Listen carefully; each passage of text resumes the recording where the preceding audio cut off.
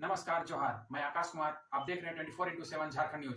चलिए देखते हैं सुबह से लेकर शाम तक की तमाम बड़ी खबरों को। बिरसा मुंडा को नमन करने राष्ट्रपति और सीएम हेमंत पहुंचेंगे खूंटी के उलिहातू। राष्ट्रपति द्रौपदी मुर्मू मंगलवार को दिल्ली से वायुसेना के विमान से सुबह 8:20 बजे रांची एयरपोर्ट पहुंचेगी। यहां से 8:30 बजे सेना के हेलीकॉप्टर से सीधे खूंटी के उलिहातू गांव जाएंगी। वह उलिहातू स्थित भगवान बिरसा मुंडा के घर पहुंचकर उनकी प्रतिमा पर माल्यार्पण करेंगी और उनके वंशजों से मिलेंगी। राष्ट्रपति सुबह 9:35 बजे उलिहातू से हेलीकॉप्टर से रांची एयरपोर्ट लौटेंगी। यहां कुछ देर रुकने के बाद 11:30 बजे रांची एयरपोर्ट से मध्य प्रदेश के जबलपुर रवाना हो जाएगी। राष्ट्रपति द्रौपदी मुर्मू झारखंड स्थापना दिवस समारोह में शामिल नहीं होगी। रविवार को इनके कार्यक्रम में बदलाव करते हुए 2 कार्यक्रम को रद्द किया गया था।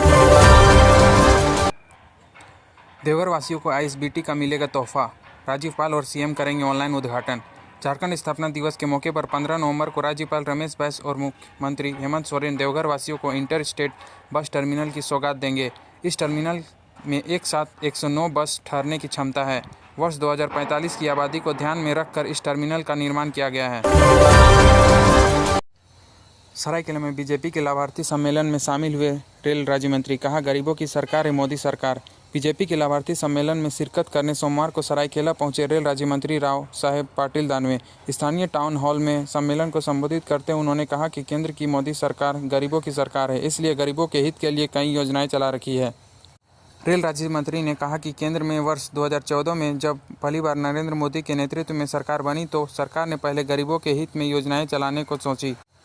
इसी कड़ी में आज देश की 125 करोड़ जनसंख्या में 80 करोड़ गरीबों को 3 रुपये चावल और 2 रुपये गेहूं मिल रही है। यह सिर्फ केंद्र सरकार से ही संभव हो रहा है। मंत्री ने कहा कि यह नहीं, सरकार ने स्वच्छ भारत को नारा देते हुए 12,500 की लागत से शौचालय बनाने का काम किया है। किसानों को प्रत्येक वर्ष खेती कार्य के लिए केंद्र सरकार ने 6,000 रुपये देने का कार्य कर रही है। इसके अलावा गरीबों को पक्का मकान भी दे रही है, जिसका फायदा लोगों को मिल रहा है। बिरसा स्मारक स्थल के लिए बिरसा मुंडा ने दे दी अपनी पुश्तैनी जमीन। नौकरी के लिए भटक रहे दर-दर।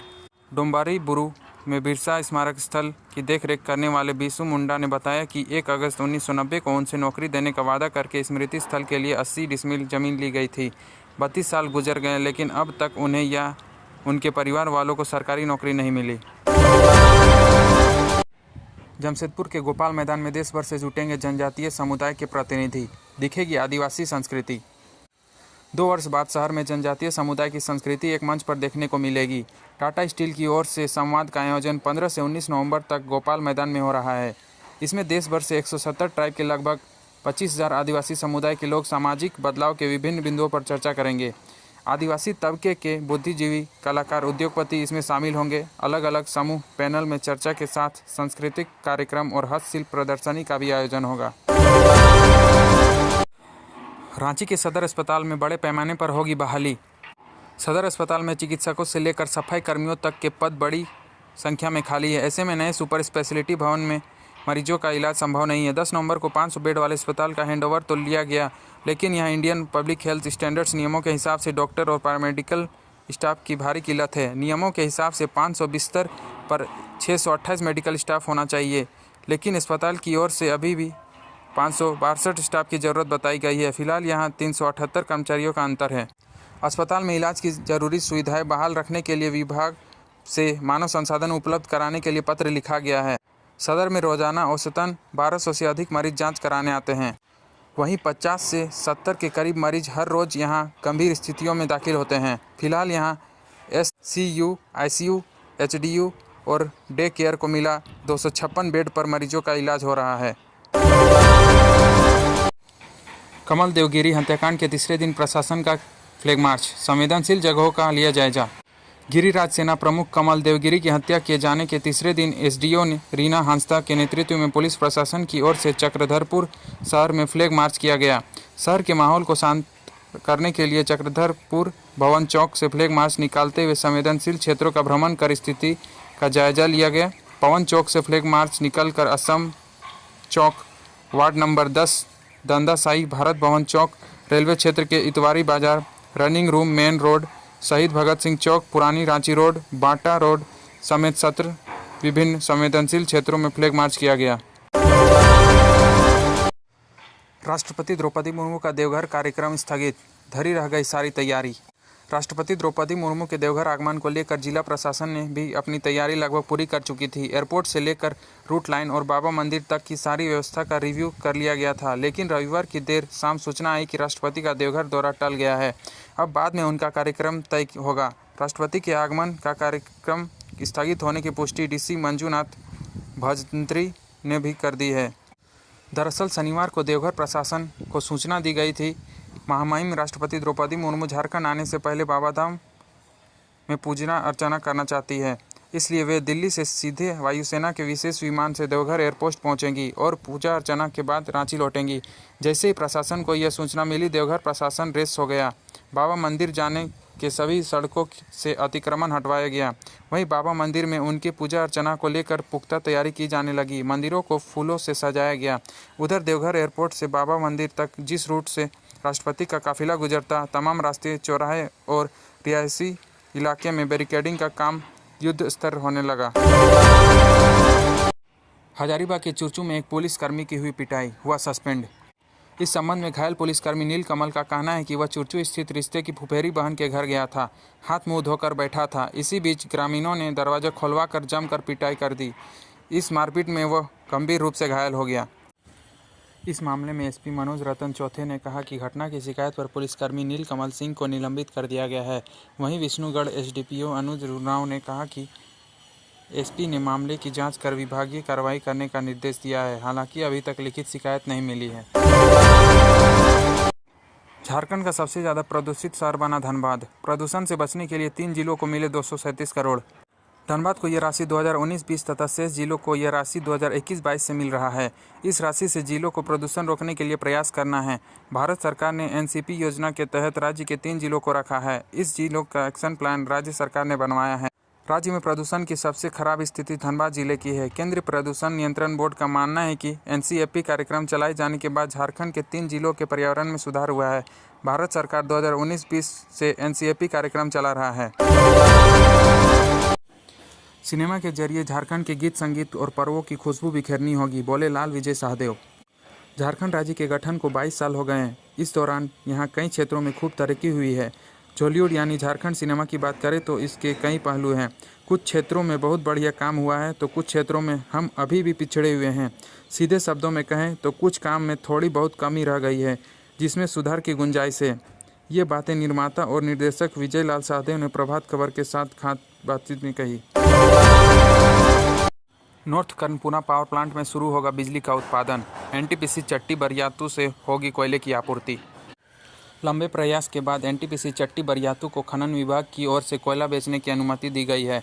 15 नवंबर को झारखंड स्थापना दिवस मनाया जाएगा। राष्ट्रपति द्रौपदी मुर्मू को राजधानी रांची के मोरहाबादी मैदान में आयोजित कार्यक्रम से इसकी शुरुआत करनी थी, लेकिन उनका यह कार्यक्रम रद्द हो गया। बाद में खुट्टी में आयोजित होने वाले कार्यक्रम को भी रद्द किया गया।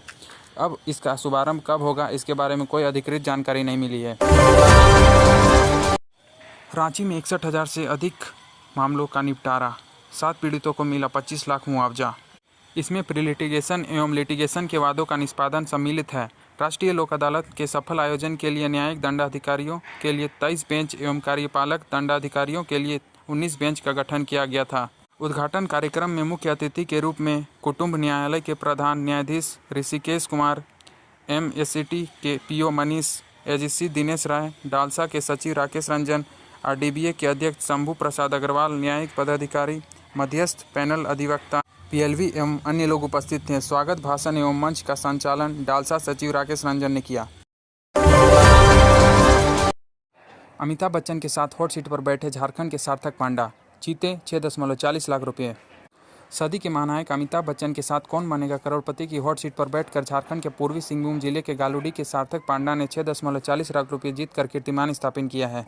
दरअसल 23 अक्टूबर को सार्थक पांडा का साक्षात्कार मुंबई में हुआ था। वह अपनी पत्नी शुभ्रा पांडा के साथ कोलकाता से फ्लाइट से मुंबई पहुंचे थे। सिलेक्शन होने के बाद 1 नवंबर को वे हॉट सीट पर बैठे और इसकी शूटिंग हुई। 11 नवंबर को सोनी टीवी पर रात 9 बजे इसका सीधा प्रसारण किया गया। पूरे परिवार समेत इलाके में खुशी का माहौल है। झारखंड के कॉलेजों को 8,000 में चाहिए एमटेक शिक्षक। घंटी के आधार पर दिया जाता है मानदेय। राज्य के अंगीभूत कॉलेजों में इंटरमीडिएट के बच्चों को पढ़ाने वाले शिक्षकों की नियुक्ति के लिए योग्यता पीजीटी के अनुरूप रखी गई है।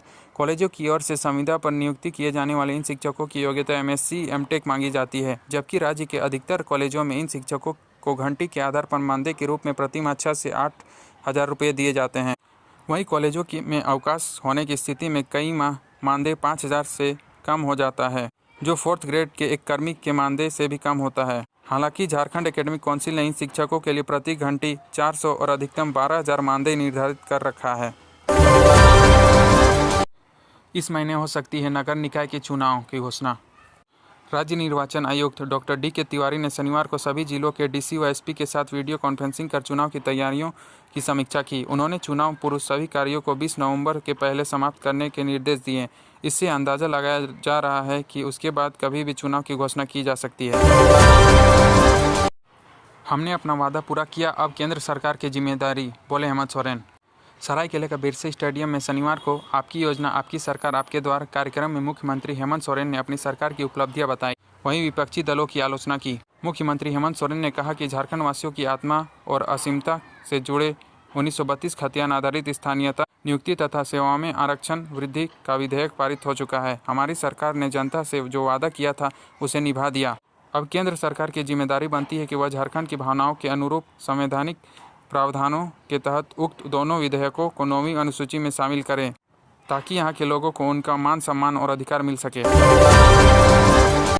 पलामू के 5 खिलाड़ियों का झारखंड स्केटिंग टीम में चयन, बेंगलुरु में आयोजित प्रतियोगिता में होंगे शामिल।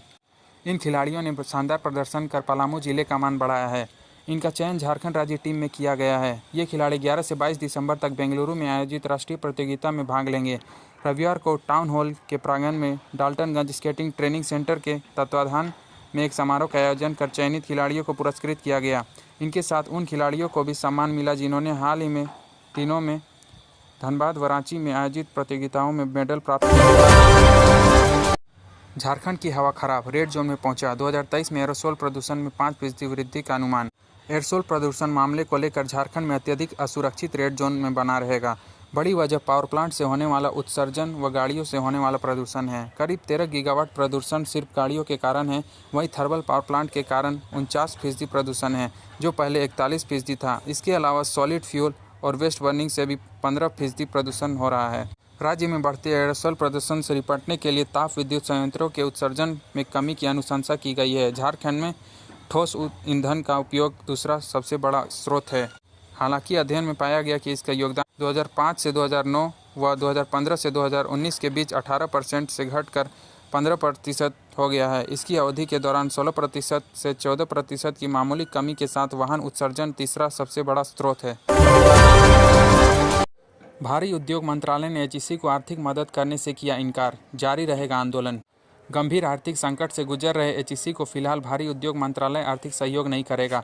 मंत्रालय ने एचईसी के निदेशकों को अपने संसाधन से ही कार्यशील पूंजी की व्यवस्था करने और कर्मियों को वेतन का भुगतान करने को कहा है। एचईसी के सीएमडी नलिन सिंघल, कार्मिक निदेशक एमके सक्सेना और निदेशक विपणन सह उत्पादन राणा एस चक्रवर्ती ने दिल्ली में नवनियुक्त सचिव से मुलाकात की। झारखंड स्थापना दिवस की पूर्व संध्या पर हजारीबाग में गंगा महाआरती से भक्तिमय हुआ क्षेत्र। सोमवार की शाम हजारीबाग के छठ तालाब के चारों ओर अद्भुत नज़ारा देखने को मिला। मौका था गंगा महाआरती का। बनारसी से आए आचार्यों ने गंगा महाआरती कराया। वहीं हजारों दियों से पूरा छठ तालाब जगमगा उठा। इस अद्भुत क्षण को देखने और गंगा महाआरती में शामिल होने काफ़ी संध्या में लोग शामिल हुए। तो यह थी झारखंड की बड़ी खबरें। झारखंड की हर छोटी से बड़ी खबर देखने के लिए हमारे चैनल 24x7 झारखंड न्यूज़ को सब्सक्राइब करें। धन्यवाद।